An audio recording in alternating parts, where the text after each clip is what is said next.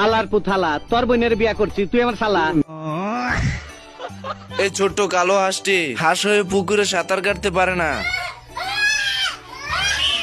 बेकार है भैया, मैं तो टूट गया। সাঁতার না জানার দুঃখে জঙ্গলে এসে হাঁসটি বসে বসে কাঁদতে থাকে। তা দেখে জঙ্গলের প্রাণীরা এসে বলে, বাইক না তোমার বডির এই অবস্থা কে? সুইমিং লাও নাকি? রক মক বাইরে গেছে। এরপর হাঁসটি কিভাবে সাঁতার শেখা যায় সাঁতার প্রশিক্ষকের কাছে চলে যায়। আমি বলুম না, আমার শরম করে। এটা কোনো সিদ্ধি ফিদ্ধি না, এটা সবজি। আচ্ছা কিনছি রে কিনছি, আমি টেনশন কিনছি। সাঁতার প্রশিক্ষকের কাছ থেকে বুদ্ধি নিয়ে সাঁতার কাটতে চলে আসে। वाओ क्या लड़का है, वेरी हैंडसम बॉय, इससे तो बहुत मजा आएगा।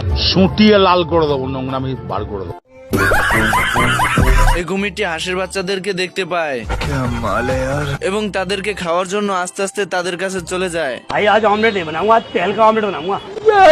ছোট্ট হাঁসগুলোর বিপদ দেখে এই কালো হাঁসটি চলে যায় তাদেরকে বাঁচাতে।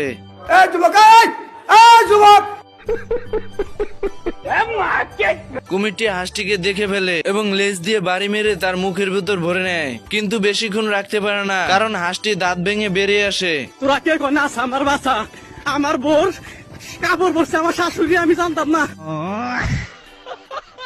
এরপর কুমির এসে হাঁসকে কামড়াতে গিয়ে গাছের গুটির ভিতর আটকে পড়ে, কিন্তু কুমির অনেক ছোটাছুটি চেষ্টা করেও বেরোতে পারে না এবং স্রোতের সঙ্গে চলে যায়। এরপর হাঁস আস্তে আস্তে নদীর কূলে চলে যায় তার বন্ধুদের কাছে। তার বন্ধুরা খুশি হয়ে স্লোগান দিতে থাকে।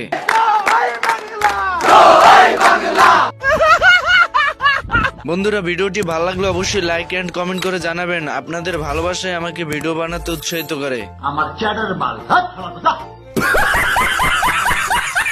হাঁসটি কুকুরটিকে খাঁচায় বন্দি করে দিল্লি থেকে পাকিস্তানে নিয়ে যাচ্ছিল। তা দেখে কুকুরটি বলে ওঠে, दिल्ली নয়, পিন্ডি নয়, নয় অন্য কোন দেশ, সবার আগে বাংলাদেশ।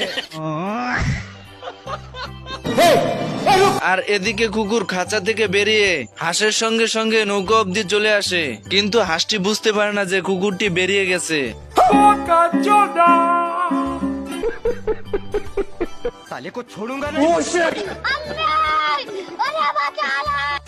আরে এমালে তো কুকুর হয়ে বাদরের মতন গাছে গাছে ঝুলছে।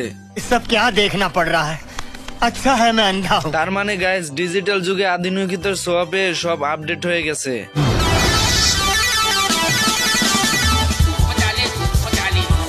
হেকারে ভাই হেকারে। हा हा हा